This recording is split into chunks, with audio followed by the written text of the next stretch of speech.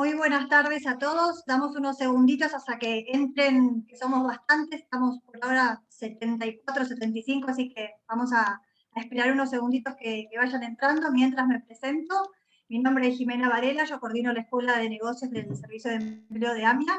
Así que en mi nombre, en nombre de la Escuela y de AMIA, les damos la bienvenida a este primer webinar del año. Este es nuestro primer webinar. Siempre nosotros hacemos una especie de introducción a los cursos para que la gente tenga la posibilidad de conocer al docente, de conocer un poco lo que hacemos. Así que, bueno, después de unas vacaciones, arrancamos con el webinar de oratoria y storytelling. Les cuento un poquito cómo vamos a trabajar. Este webinar está siendo grabado, así que si ustedes en algún momento tienen algún inconveniente o se corta internet o lo que sea, no se preocupen porque mañana ustedes van a recibir la grabación. Por otro lado, como somos muchos, yo sugiero que tengan las cámaras apagadas, porque la verdad no va a tener sentido, nadie se va a ver y consume un montón de banda ancha, entonces para que los recursos sean mejor por ahí, es mejor tener las cámaras apagadas y los micrófonos muteados para que el ruido ambiente no haga interferencias con la exposición del capacitador. Bueno, como no vinieron a escucharme a mí, claramente yo de oratoria y storytelling sé poco, lo vinieron a escuchar a Gerardo, así que Gerardo te doy la palabra, van a estar conmigo Raquel y Nicole, que están en la escuela conmigo acompañándome. Cualquier duda, cualquier consulta, la pueden hacer a través del chat, y al finalizar este webinar, también a través del chat pueden hacerle consultas a Gerardo, que vamos a estar levantándolas y haciéndoselas. Así que Gerardo, te doy la bienvenida, gracias una vez más por estar con nosotros y te doy la palabra a vos. Bueno, ¿qué tal? ¿Cómo están todos ustedes? Muchas gracias, Jimena. No sabía que era el primero del año. Esto pone presión. Gracias, Jimena, bueno, por la presentación. Gracias a Nicole, a Raquel, que son las que van a hacer que todo esto funcione, que todo esto salga bien. Bueno, ustedes ya se anotaron, ya saben qué es esto. Es un webinar. Vamos a trabajar sobre oratoria y storytelling. Les voy a contar un poquito de qué va este curso, qué es lo que vamos a ver en este curso, sobre qué temas vamos a trabajar y cuáles van a ser un poco los ejes transversales que van a hilvanar y enhebrar este curso que la gente de AMIA me ha confiado.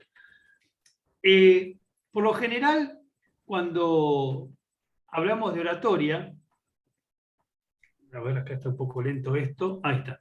Cuando hablamos de oratoria, muchas veces lo primero que se viene a la mente, esa primera imagen acústica que tenemos, es algo similar, depende de lo que a uno le guste, a lo que está en pantalla en este momento. Es un señor importante diciendo cosas importantes en un momento importante, cosas que van a quedar en la posteridad. Esas cosas que tienen destino de frase de Pinterest o de libro de historia, ¿no? En este caso es un fotograma de la película de Enrique V, basada en una obra de Shakespeare, y es una arenga que hace el rey Enrique aislado a sus hombres en Francia, en la cual, bueno, les adelanto el final de la batalla de Azincourt, y muy poquitos vencen a muchos, básicamente. Es una arenga bélica, y muchas veces está relacionado a este tipo de cosas, ¿no? Esto a la política, a la historia, a como que es algo alejado, como que es algo que es ajeno, como en lo cual nosotros solo nos queda el rol de espectadores, ¿no? Podemos decir a lo sumo, yo estuve ahí. Sin embargo, la oratoria también tiene una aplicación mucho más sencilla, mucho menos pretenciosa, pero no me animaría a decir menor. En este caso, es el modo de vida de este buscavidas que se está haciendo la diaria. Este señor es un ejemplo de oratoria. De hecho, vive de eso. Todos los días se sube un transporte público, en este caso un colectivo, en el cual nos va a contar por qué nosotros debemos comprarle a él unos stickers de Spider-Man o unos stickers de algún otro muñeco de los Simpsons o de lo que él haya conseguido por la mañana temprano en esa tienda que venden cosas para la gente que trabaja de vendedor ambulante, ¿no? A lo mejor un día nos va a vender stickers, otro día puede vender cubanitos, al otro día medias, unas pinzas o un tester que quedó de un remate de aduana.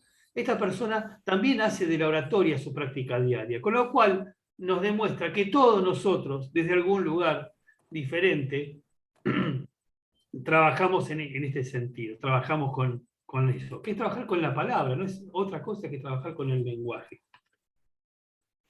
En este caso, cuando nosotros trabajamos en oratoria, siempre usamos como herramienta la argumentación retórica. ¿Y qué es lo que busca esta herramienta del hombre complejo que viene desde Grecia y desde hace 25 siglos, que está más o menos igual? Lo que busca es lo que figura ahí en la pantalla, llamar la atención y conseguir la adhesión. Es decir, primero, mírenme, acá estoy, tengo algo para decirles, y luego lograr que eso que yo tengo para decirles despierten ustedes una suerte de adhesión. En síntesis, la oratoria no es más que comunicar. ¿Pero comunicar para qué? ¿Cuál es la función? ¿Cuál es la pragmática que tiene esa comunicación?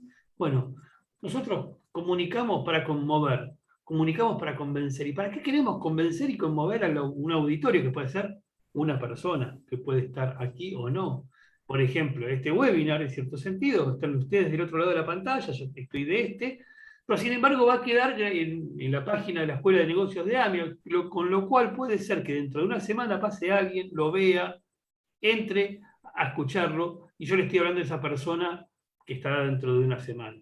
Un autor de un libro, en cierto modo, también busca conmover y convencer a un hipotético lector que llegará tal vez sí, tal vez no, en quién sabe cuánto tiempo, pueden pasar meses, días, años o siglos. Lo que buscamos es influir, buscamos que el otro haga algo que nosotros queremos que haga. Lo haga ahora o lo haga dentro de un tiempo determinado o indeterminado. Esa es la función básica que tiene la oratoria, más alejada de esa acepción primera que se nos viene a la cabeza, que es la del discurso grandilocuente, el discurso del orador, del atril, del escenario, de la arenga. No, no necesariamente. Puede ser un acto en algún lugar tan sencillo como la mesa de un bar y el mozo tratando de venderte el menú del día. Y la oratoria tiene como su herramienta básica el lenguaje. No hay otro camino que el lenguaje. Para todas nuestras acciones humanas es el lenguaje el camino. ¿Por qué? Porque vivimos en un mundo lingüístico. Nosotros representamos el mundo a través de la lengua. ¿Sí?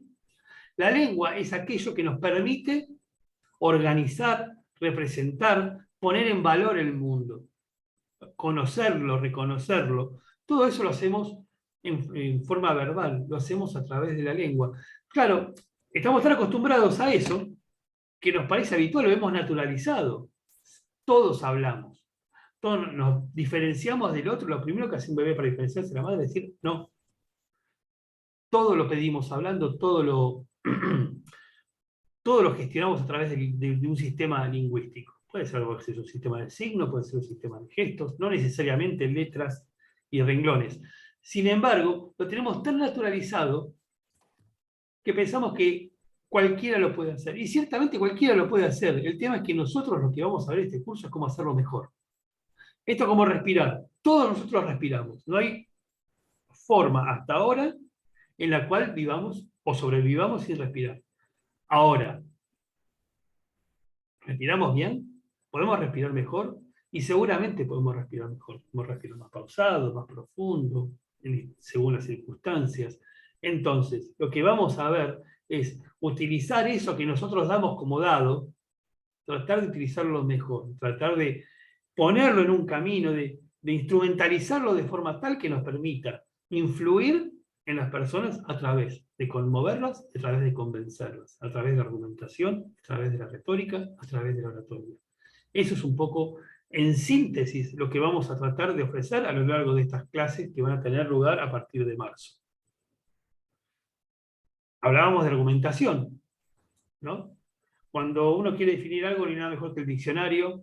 Alguna vez escribí por ahí, si querés a alguien regalarle un diccionario. Es una maravilla porque, nada, abre un universo muy grande de palabras. Cuanto más palabras conocemos, mejor podemos expresar, con más precisión podemos expresarnos. Y esto no tiene que ver solamente con una tarea digamos, de índole escolar, sino que nos permite ser más precisos, ser mejores en la forma de hablar. ¿Y qué es un argumento según la Real Academia Española? Es simplemente un razonamiento que utilizamos para probar o demostrar una proposición, para convencer a alguien o para ratificar eso que estamos negando o que estamos afirmando. Para eso vamos a utilizar argumentos. Ahora, los argumentos no son una cosas que están por ahí en una gigantesca biblioteca y nosotros con una estantería y vamos y tomamos el que necesitamos. Argumentos se construyen. Bueno, otra de las cosas que vamos a empezar a ver es cómo construir distintos tipos de argumentos para utilizar en distintas circunstancias para lograr nuestros fines, para lograr aquello que queremos, aquello que necesitamos, aquello de lo que vivimos. Conmover y convencer. Para convencer el argumento y para conmover la emoción. Y emoción es una palabra que viene del latín moverque y que quiere decir ir, ir hacia. La emoción es un impulso que nos lleva a actuar. Nos emocionamos y nos lleva a hacer cosas. Cuando estamos emotivos nos lleva a abrazar, a querer, a ir, a actuar. Nos predispone a algo, a eso que somos en potencia, transformarlo en acto, transformarlo en hecho. Y ahí ya empezamos a jugar con otra dimensión de lo que podría ser, de lo que va a ser este curso, que es el storytelling, que no es otra cosa que contar historias. También se habla de storytelling, se habla de story doing, de story buying, de walk to talk. Hay unas cuantas, es un tema que está en boga, que se está trabajando, se está resignificando. Nosotros, por una cuestión de economía argumentativa, vamos a decir, por una cuestión de economía, vamos a hablar en términos generales como storytelling, ¿sí? O como relatos. Pero después vamos a ir viendo esas pequeñas diferencias que hay entre cada una de estas cosas.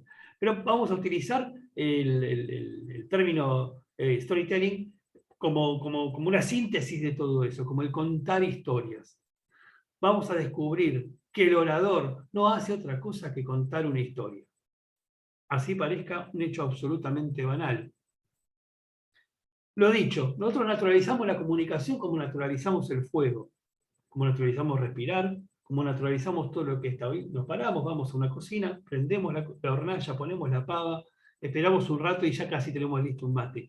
Y lo naturalizamos, no pensamos en todo el proceso que está trabajando desde la extracción del gas hasta que llega a nuestra cocina, no pensamos en la fabricación de pavas o la importación, los mates, no, simplemente lo hacemos. Bueno, la comunicación la naturalizamos. Si logramos naturalizarla y esa naturalización que hacemos, logramos ponerle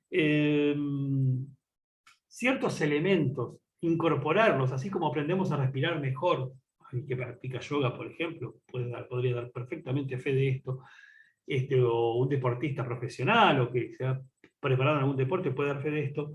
También en comunicación podemos empezar a trabajar en pensar a comunicar por objetivos. ¿Qué quiero decir? ¿Y por qué quiero decir esto? ¿Qué quiero que el otro haga? ¿Qué quiero que el otro sienta, que piense? Siempre y cuando esto se pueda hacer, obviamente, no es una cuestión mecánica, no hay acá conductismo. Acá hay un montón de públicos y seguramente entre ustedes son un público diverso, son de distintos lugares, de distintas edades, con distintas historias, con distintos intereses. Bueno, vamos a trabajar también en esto, en identificar esos públicos a los que queremos dirigirnos, a identificar y a conocer y a reconocer los distintos ecosistemas en los que actuamos. Uno cuando piensa a lo mejor, no sé, un pequeño empresario, pyme, tiene una fábrica de 10, 12 operarios, un par de administrativos y un par de comerciales, y piensa en sus clientes, no sé, vamos a poner que fabrica mates. Piensa en la gente que consume mate, que compra, quién es su cliente. Bueno, tiene un cliente final, tiene una persona que espera el mate, tiene el vendedor, que puede ser un bazar, puede ser un supermercado, puede ser un corredor, infinito. Tiene un público interno. Determinados productos tienen regulaciones públicas. Es decir, hay una pluralidad de públicos a los que tenemos que hablarles en función de defender nuestros intereses, ¿no? Y no, puedo ser un docente y puedo tener distintos públicos, mis colegas, los directivos, las autoridades educativas del distrito, los alumnos, obviamente, los graduados. Si soy docente en ciertos niveles, a lo mejor otro público mío son, por ejemplo, los empresarios que dan prácticas profesionales para los estudiantes. Es decir, todo eso que lo damos como algo hecho, como algo natural. Yo llego, me paro, hablo, alguien escucha y nos vamos. Bueno, vamos a tratar de identificar todas esas cosas, vamos a trabajar para aprender a identificar esos públicos, para aprender a identificar esos ecosistemas y movernos dentro de él, ¿no? ¿Por qué? Porque el lenguaje nace en interacción, el lenguaje no es único y unívoco. El lenguaje nace mediante, se construye, para ser más preciso, mediante la interacción de los grupos y de las personas. El lenguaje no es otra cosa que un instrumento que usamos para comunicarnos. Como pueden ver ahí esas pinturas rupestres, en las cuales, bueno, se comunicaban con alguien, con los que venían después, los que vendrían a cubrir esa caverna, corrían dejar testimonio con sus dioses, quién sabe, con muchas instancias. Y decía, el lenguaje es el instrumento para comunicarse, y la comunicación funciona a través del lenguaje. Lenguaje de señas, lenguaje de gestos, lenguaje escrito, lenguaje oral. Independientemente del soporte que tenga, es el lenguaje lo que nos va a permitir comunicarnos. Ahora bien, no basta solo formar oraciones, sino que tenemos que construir una unidad de sentido, ¿no? Tenemos que darle sentido a esas oraciones. Y tenemos que hacer que alguien la escuche. ¿Qué sería del relato si no tuviera escucha? ¿De qué sirve el mejor relato posible si no hay quien lo escucha? Bueno, el relato, la forma de contar, es lo que construye, lo que va a construir ese puente emocional con la audiencia. Conmover, convencer, influir, son tres palabras o tres términos que vamos a estar repitiendo mucho, porque es lo que vamos a buscar. Ese puente emocional que construimos con los relatos. ¿Por qué? Porque los relatos van a estar trabajando sobre la motivación, sobre la emoción, van a generar confianza, van a generar lazo. Entonces, si yo logro confianza, voy a lograr conmover. Uno conmueve en función de la confianza que se establece. Así sea con un actor de cine de hace 40 años o con una persona que hizo algo que me conmovió. Tuvo un gesto de ternura, a lo mejor con una mascota. Y esa persona que me logra conmover me va a estar en muchas mejores condiciones para convencer. Si hay confianza, nosotros nos vamos a desarmar emocionalmente, en el sentido vamos a quitar esa armadura y vamos a permitirnos conmovernos. Y si nos permitimos conmovernos, es muy probablemente que le permitamos convencer.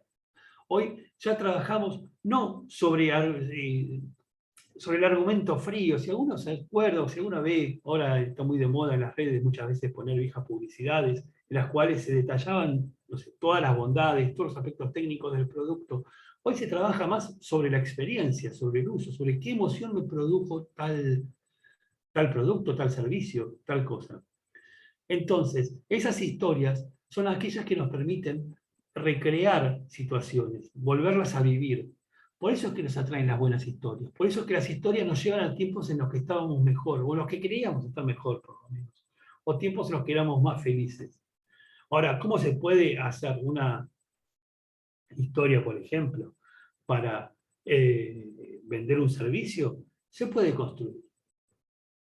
Perfectamente se puede construir. Y una de las ideas es de darles claves para poder construir sus historias, para poder lograr que el otro conozca y reconozca lo que están sirviendo, lo que estamos ofreciendo, ese producto, ese servicio, ese conocimiento, lo que estamos dando. Darlo en función de historia, insertarlo en una historia, darle sentido, la historia le va a dar sentido a lo que estamos diciendo. Deja de ser un mero producto para empezar a llenarse de sentido. La historia está, por si alguno no lo ubica, es Odiseo volviendo de Troya, rumbo a Ítaca, a ver a Penélope y a Telémaco, y oyendo las sirenas, ¿no? El canto de las sirenas. Es el camino del héroe. Bueno, el camino del héroe va a estar en absolutamente todas las historias. Lo digo todas es todas, ¿eh? Todas las historias que están. Y es otra de las cosas que vamos a ver. Esta dialéctica que hay de el héroe, el llamado, el rechazo, el refugio, todo ese tipo todos esos tópicos que intervienen en cualquier historia escuchada, por lo menos en los últimos 5.000, 6.000, 7.000 años. En todas se da el camino del héroe, van a ver que es, pero lo podemos reconstruir paso a paso.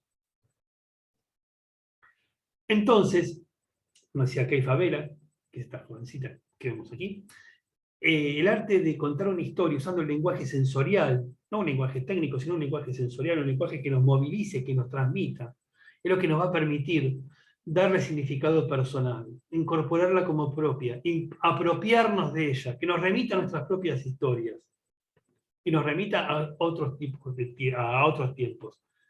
Y si nosotros logramos imbuir de sentido esa historia, nos va a permitir marcar una diferencia con la competencia, en este caso una diferencia cualitativa, que son las más difíciles de llenar.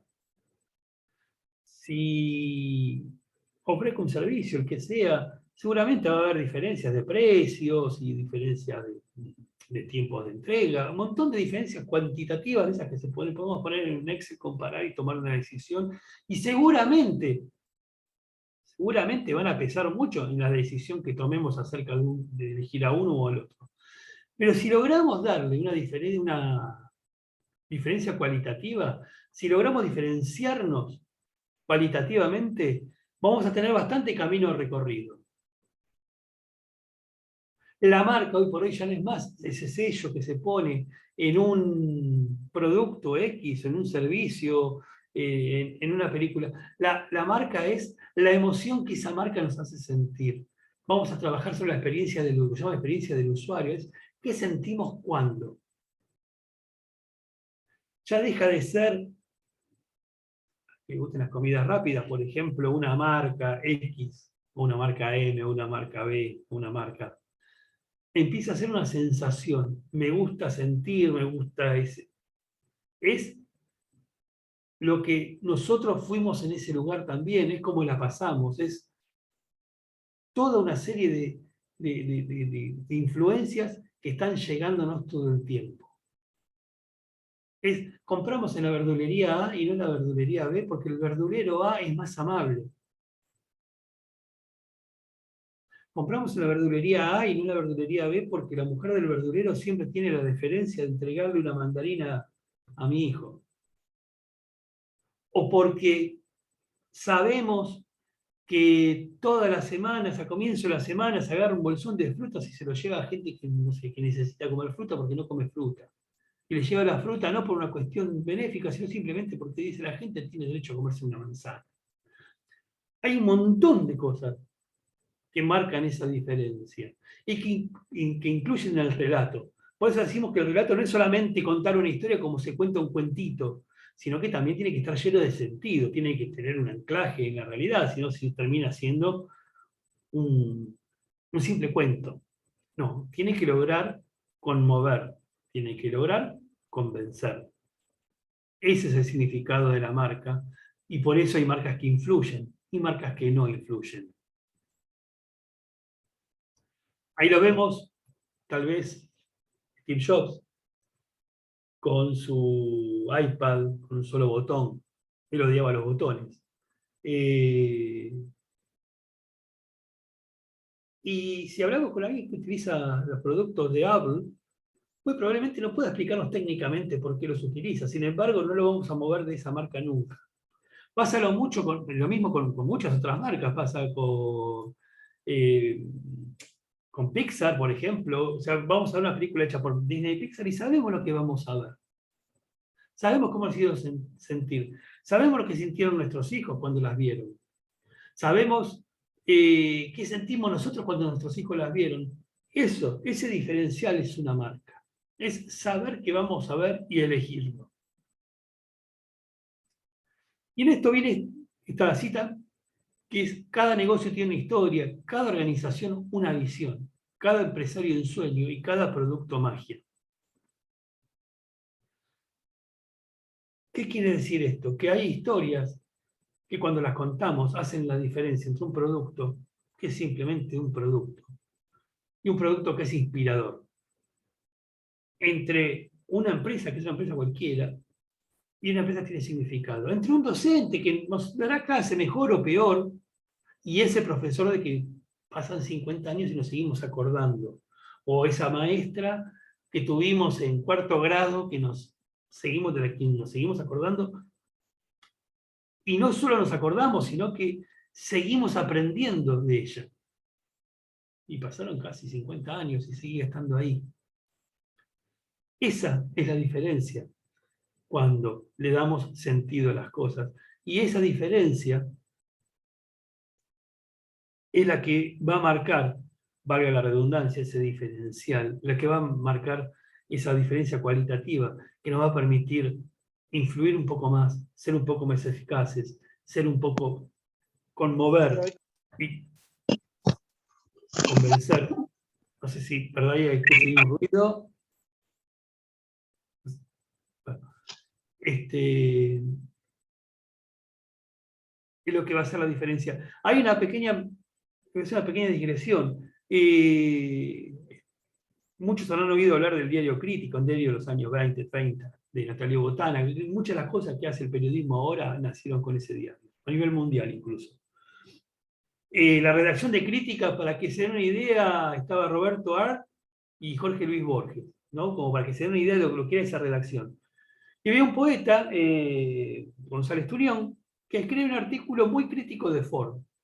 Henry Ford, por si no lo saben, bueno, es un prototipo, es un paradigma de lo que eran esos magnates, esos industriales emprendedores. Era mucho más que un fabricante de autos. Ese artículo que fue muy crítico hace que Ford de Argentina quite los avisos del diario Crítica, se que eran importantes.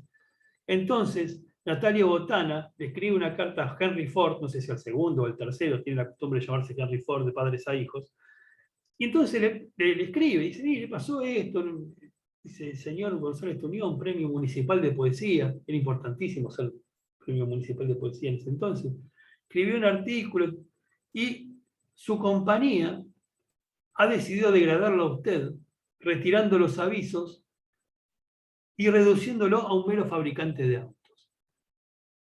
Ford le contesta a Botana, de puño y letra, le pide disculpas, le dice que va a volver a poner los avisos y queda a su disposición para cuando quiera verlo. ¿Qué quiero decir con esto? Son personas, son marcas, y también nosotros mismos como podemos ser como marcas, ¿no? Que van a trascender, que van a ser mucho más que lo que son, ¿sí? Para que le gusta determinado vino, tomar ese vino es mucho más que un simple llenado de copa e ingesta de alcohol etílico con destilado de uva. No, es una experiencia. Es tomar un vino con nombre y apellido. Y si lo toma en determinada circunstancia, mejor. Y si lo toma en tal copa, en determinada copa, mejor. Y aún, si está en determinada compañía, mejor aún. O con determinada música. Entonces, vamos a darnos cuenta que la comunicación también tiene un contexto. La comunicación tiene un texto, que es lo que decimos, y tiene un contexto, que es donde la ejercemos. Bueno, vamos a ver también, muchas veces, cómo podemos construir esos contextos, así sean en una esquina. Lo dicho, modo un poco de síntesis, se pueden olvidar de todo lo que dijimos, pero no de cómo los hicimos sentir.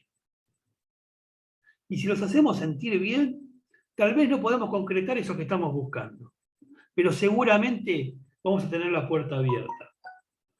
Si no los hacemos sentir bien, probablemente generemos esa venta, digo, para los que se dedican a comercializar cosas, pero seguramente no vamos a tener relación. No va a haber ese rapport que tiene que existir entre las dos instancias de esta comunicación puntual. No vamos a generar una relación. Muchas veces yo me dediqué mucho tiempo a la gestión de prensa, ¿no? Gestión de prensa, básicamente, tengo cosas para contarle a alguien, si las cuento a alguien para que las publique y las difunda. Y muchas veces el éxito o no de esas gestiones estaban vinculadas a la relación que uno tenía con el medio, con el periodista. No tanto al interés en sí, sino cómo se había ido construyendo esa relación. Y esa publicación terminaba siendo el resultado natural de esa relación.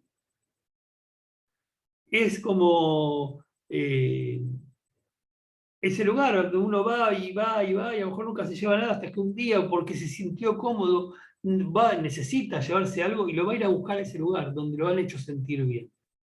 Entonces, Otro tema que vamos a ver es cómo cultivar este tipo de relaciones, cómo construir las relaciones se construyen, no son espontáneas. Puede haber una espontaneidad en un encuentro X, pero no son espontáneas. Hay hay un reconocimiento del otro. También incluso, hasta un reconocimiento del otro, ya no solamente en lo que es el encuentro. Hoy tenemos, de la pandemia para acá también, esto que estamos viendo ahora, que es la virtualidad, ¿no? Que es el contacto remoto, al cual tenemos que acostumbrarnos y sobre el cual también vamos a hablar. Hoy, antes, digamos, nosotros éramos reconocidos en el otro era quien nos conocía y al reconocernos nos reconocíamos nosotros, ese juego un poco.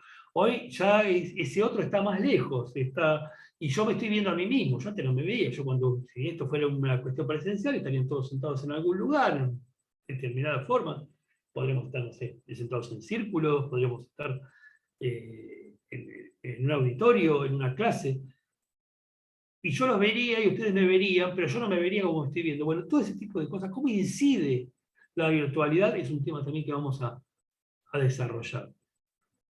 Es decir, lo que se trata de crear una historia, como el cuento, ¿se acuerdan el cuento de la historia sin fin, la película? Una historia interminable, una historia que vaya recorriendo por distintos canales y por distintos formatos y por distintos soportes, una proliferación de narradores, una multiplicación de narradores, y que sean capaces de transmitir, no a lo mejor el dato exacto, ¿no? Muchas veces no tienen el dato exacto, pero sí que pueda conservar la esencia.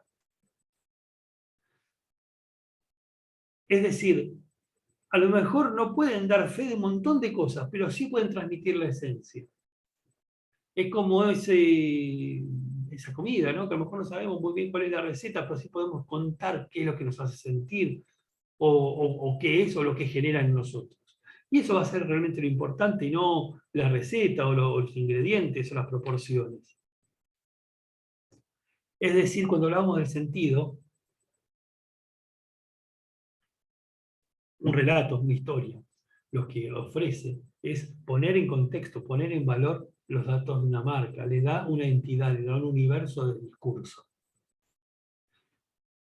Y esto de conectar con la experiencia del otro, con la emoción del otro, con conmoverlo, genera conexión con ese cliente. Llamémosle cliente, un cliente puede ser un estudiante también, tranquilamente. O puede ser una persona que va a ver una obra de teatro, o alguien que asiste a un curso de cerámica. Esa conexión emocional es la que va a permitir generar una suerte de corriente energética, por así llamarlo, que nos va a conectar a nosotros, a lo que estamos ofreciendo, a nuestro interés, a lo que queremos lograr con el otro. Esa es la importancia de una historia.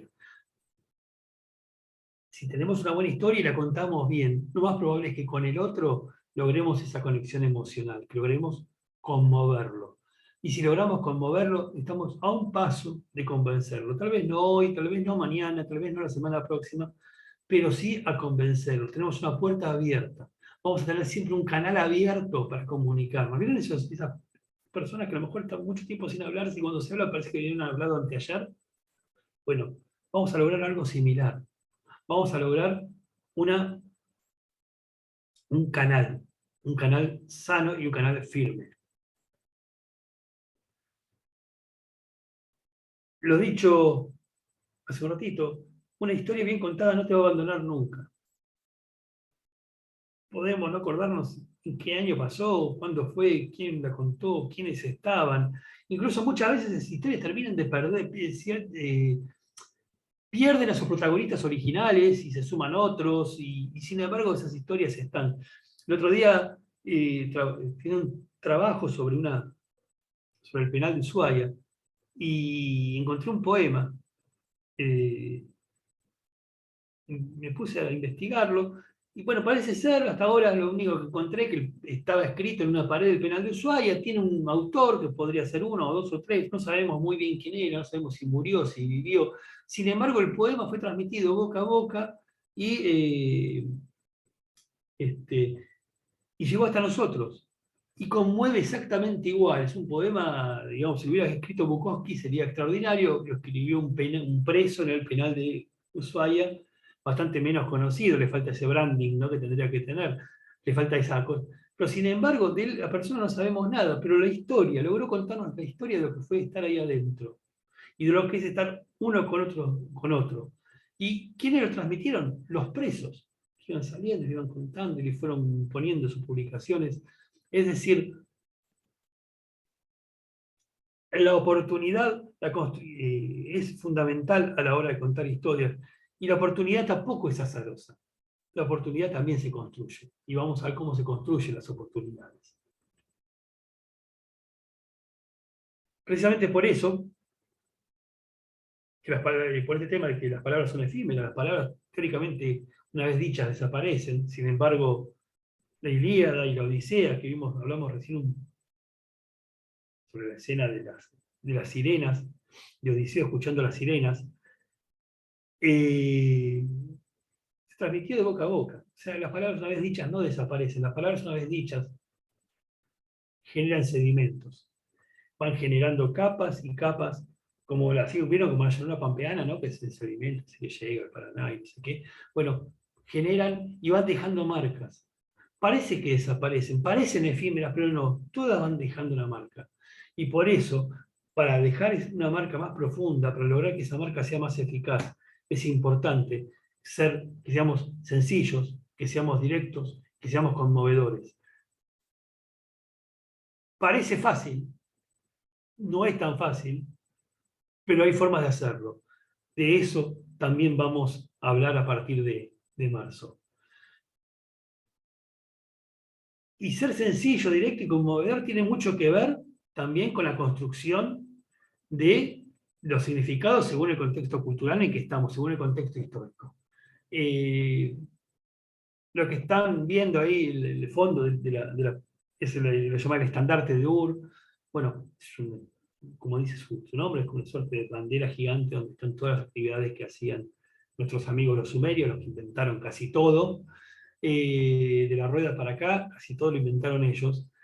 Y es fundamental también conocer la cultura del otro, es decir, conocer al otro. Saber quién es ese otro con quien vamos a interactuar, no adivinarlo.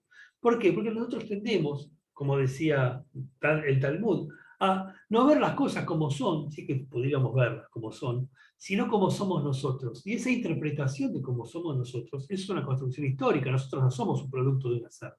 Somos una construcción histórica, somos lo que nos enseñaron en la escuela, somos lo que nos enseñaron nuestras familias, somos lo que vivimos, lo que sobrevivimos, lo que padecimos, lo que hicimos bien, lo que hicimos mal. Eso nos va a dar una suerte como de anteojeras, una suerte de lentes opacos, que nos van a hacer ver las cosas según nuestra forma de ver, por así decirlo. Entonces, tenemos que empezar a aprender a ver y a escuchar cómo ven los otros las demás cosas. ¿Sí? Y a utilizar las palabras, el mundo, insisto con este concepto, el mundo es palabra. ¿Sí? Acuérdense, el mundo es creado por la palabra, es recreado por la palabra, es resignificado por la palabra. Yo cuando les quiero contar algo, la única manera que tengo es palabras. Y las palabras hay que usarlas bien, hay que transformar ese qué en cómo usarlo. Y bueno, para esto vamos a trabajar sobre algunas herramientas que debe tener el orador. La presencia escénica, cómo miramos, expresiones, qué hacemos con las manos, la voz, qué hacemos con la voz, cómo respiramos, qué posturas tenemos, qué distintas posturas podemos adoptar, cómo nos desplazamos, en el caso de, hablamos de si tuviéramos que estar frente, nada, chicos de cuarto grado de la escuela 62 de Almirante Brown, ¿no? De todas esas cosas, todos esos, ahora se les dice tips, pero todas esas experiencias, todos esos recursos, también vamos a trabajarlos fundamentalmente. Muchas veces, de pequeños detalles, ¿cómo es que dice el refrán? De detalles, los detalles marcan la diferencia entre el éxito. Dios y el diablo están en los detalles. Ahí está, ese era el refrán que quería decirles, esa pequeña sentencia. Bueno, Dios y el diablo están en los detalles, y muchas veces son estos detalles los que determinan el éxito o no éxito, la instauración o no de esa relación, ser más o menos influyentes. Vamos a trabajar en equilibrar nuestros dos polos, nuestro ser emocional, nuestro ser racional, o al revés, según su pantalla, racional y emocional, cómo interactúan, cuál es el equilibrio, cómo uno es consciente, despierto, pensativo, pondera, mide, pesa, y cómo el otro trabaja con el miedo, trabaja con la emoción, trabaja con la alegría, cómo trabaja con los sentimientos, las sensaciones. Y todo esto no se hace de un día para otro. Esto lo dijo Mark Twain. No le di el crédito porque no se lo di. Pero básicamente Mark Twain lo que decía, para hablar 1 hora cualquiera habla 1 hora. Pero para hablar 5 minutos, para poder reducir lo que tenemos que decir a un mensaje en el cual no haya ruidos, en el cual se diga lo que se tiene que decir, se diga lo que el otro necesita escuchar, se diga lo que queremos contar, bueno, eso hay que prepararlo. Y vamos a ver también cómo preparar esos mensajes. Vamos a ver la diferencia entre informar y comunicar. Informar está bien, no es que decir que esté mal, pero la información es simplemente enumeración, no hay valor. Básicamente es eso, no hay un valor agregado. La comunicación hay trascendencia. Cuando comunicamos, interactuamos, ahí puse a dos maestros para mí de la comunicación, Héctor Larrea y Lalomir, pero digo, interactuamos y generamos empatía o trabajamos la empatía. Nos podemos poner en el lugar del otro, o sea, podemos trabajar con el otro poniéndonos en su lugar. Y ahí ya vamos a empezar a entender un poco lo que hablábamos atrás, desde qué universo está el otro, cuál es el universo del otro, cuál es la construcción cultural que tiene el otro, y vamos a poder hacer esa acción pontificia, ese puente a través del relato, ese puente con la emoción del otro, con la experiencia del otro, un puente de 2 vías, es una ruta de 2 vías, porque lo que estamos buscando es generar esa relación de influencia. Para eso, lo primero que tenemos que saber hacer, lo que no he dicho acá, lamentablemente, me hubiera gustado poder escucharlos, es el silencio y la palabra del orador. Si logramos conocer al otro, si logramos verlo, si logramos escucharlo, vamos a saber qué necesita, vamos a saber qué decir. Y vamos a llegar a esas 3 básicas preguntas sobre las cuales vamos a trabajar. ¿Qué necesita mi público, mis públicos? No tiene muchos públicos. ¿En qué puedo ayudarlos? ¿Cómo puedo solucionar un problema que ellos tienen y no ellos un problema a mí? Muchas veces está esa confusión, ¿no? Yo necesito que ellos me compren tal cosa, no, yo necesito que ellos quieran comprar esa cosa o que les sirva. ¿Y qué puedo aportarles de valor? Son las 3 preguntas a partir de cuyas respuestas podemos empezar a construir historias, o a seleccionar historias, o a ver cómo contamos las historias, para establecer esa relación, para construir ese puente en el cual podamos convencerlos, conmoverlos, generar confianza, generar relación y finalmente poder influir, poder generar un cambio en ellos. Esta es una síntesis muy chiquitita de lo que vamos a ver con todos los que se quieran sumar, que espero que sean muchos, al curso de oratoria y storytelling que empieza en marzo. A ver cómo estamos de tiempo. Bueno, tenemos un ratito para algunas preguntas. No sé si hay alguna pregunta, Nicole, Raquel, si han ido recolectando alguna. Yo volví, Gerardo, soy Jime, volví. Hola. Volví rápido para escucharte el final, aunque sea. Por ahora no hay preguntas en el chat, pero bueno, por ahí vos todavía no habías indicado que podías hacer preguntas, así que tal vez por eso. Acá hay 2 preguntas. Ahí Dame un aparecieron. segundito. Sí. Bueno, no, es una pregunta que tiene que ver más con el curso. Pregunta Pablo si es presencial o virtual. Es virtual, Pablo, por ahora. Por ahora sigue siendo virtual. ¿Y cómo se realiza la inscripción? Bueno, eso ya ahora Raquel va a compartir con ustedes en el chat cómo se realiza la inscripción. La duración del curso son 4 encuentros. Son 4 encuentros de 2 horas cada uno. Estoy diciendo bien, ¿no, Gerardo? Decime, por favor, Sí, porque a esta sí, altura sí. del día, con 32 grados, por ahí la pifio. Bien, te leo una pregunta de Mauricio acerca del storytelling. ¿Cómo se aplica a las redes sociales y cómo lo puedo explicar para una entrevista de trabajo? Tendrías que venir al curso y te podría dar toda la respuesta, pero o podríamos No construir seas la malo, respuesta. no seas malo. O podríamos construir la respuesta. Si hay algo que tiene las redes sociales es storytelling. Fíjate, Mauricio, que todos aquellos que tienen muchos seguidores y todo eso, lo que hacen es contar una historia. Vamos a poner a alguien muy famoso, Wanda Nara. Wanda nos ha contado una historia, nos contó la historia de su romance, de su vida donde que está en París. Nos ha contado un montón de historias. Lo que pasa es que no siempre son las historias que a nosotros nos interesan. Ahora bien, en una entrevista laboral, ¿cómo la podés aplicar? Depende muchas veces de qué tipo de entrevista laboral estás yendo. Pero en una entrevista que es un diálogo, es contar tu experiencia, qué sabés hacer, más allá de lo que está en el currículum, ¿no? Es como si lo del currículum ya está, ya lo vio, ya te llamó por eso. Si te llamó es porque está interesado en algo, bueno, ponele el diferencial.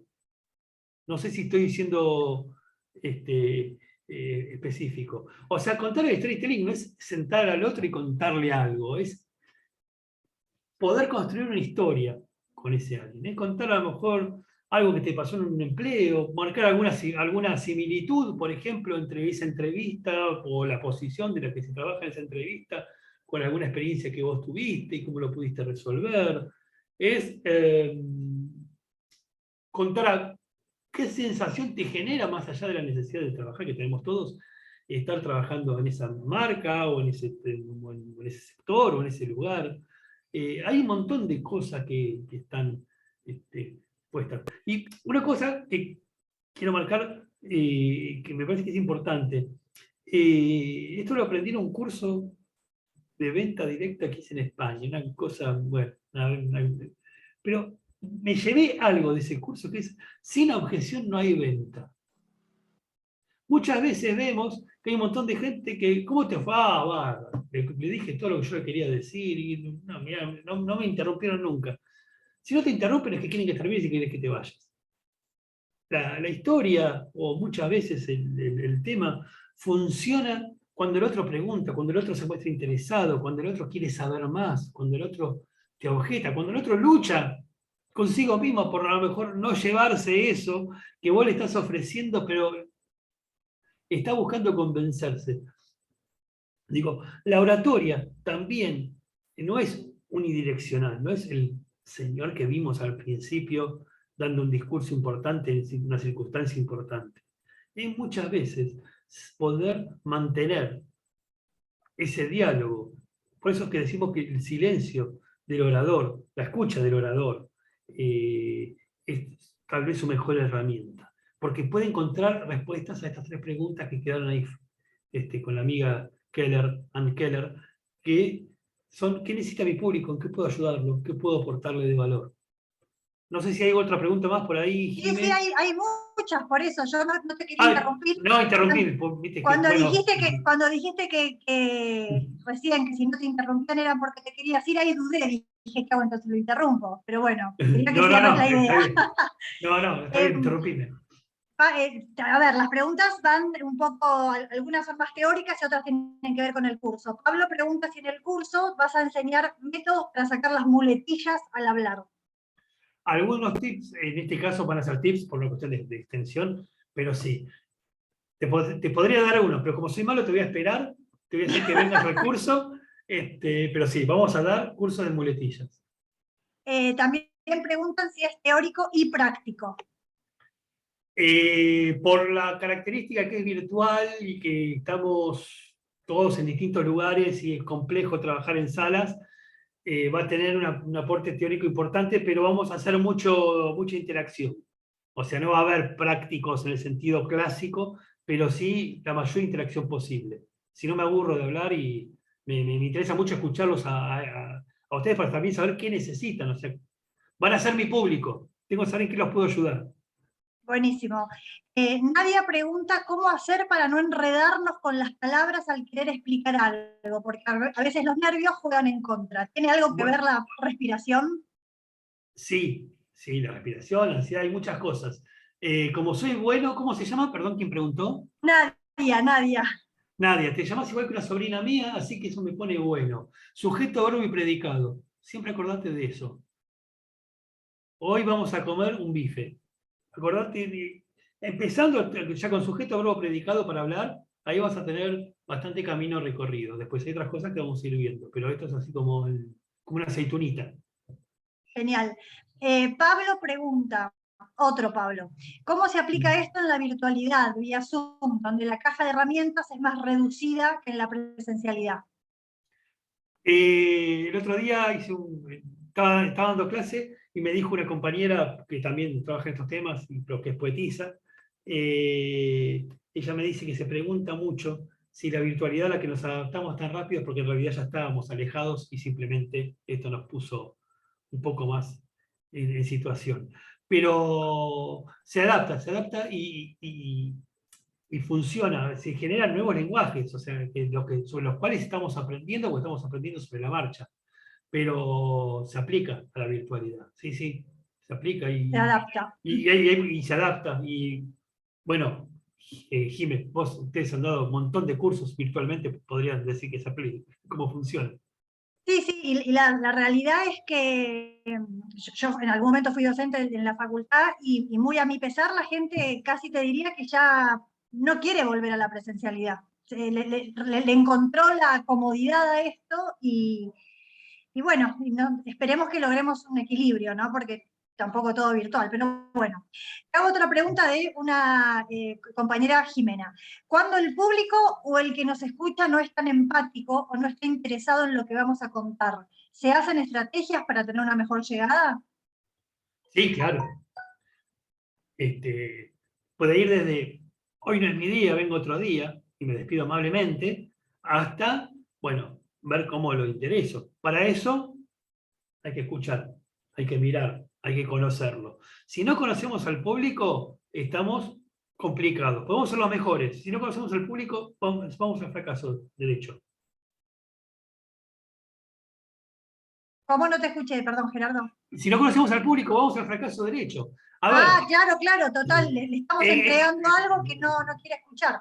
exactamente, es como, vamos a suponer que yo sé que hay una persona que tiene que buscar a sus hijos al colegio todos los mediodías. Si yo voy 12 menos 10 a ofrecerle una aspiradora a su casa, voy al fracaso. Tengo que saber que esa persona 12 menos 10 no está, tendré que ir a las 9, 10 y media. Bueno, conocer al público y ver si le interesa lo que tenemos para dar. A veces no le interesa y bueno, no perdamos tiempo ahí tampoco. Conocerlos no Perfecto. es una virtud. Perfecto. Camila pregunta, ¿puedo adaptar un tipo de lenguaje específico a la hora de volcarlo en mi página online para poder aumentar la relación con los clientes?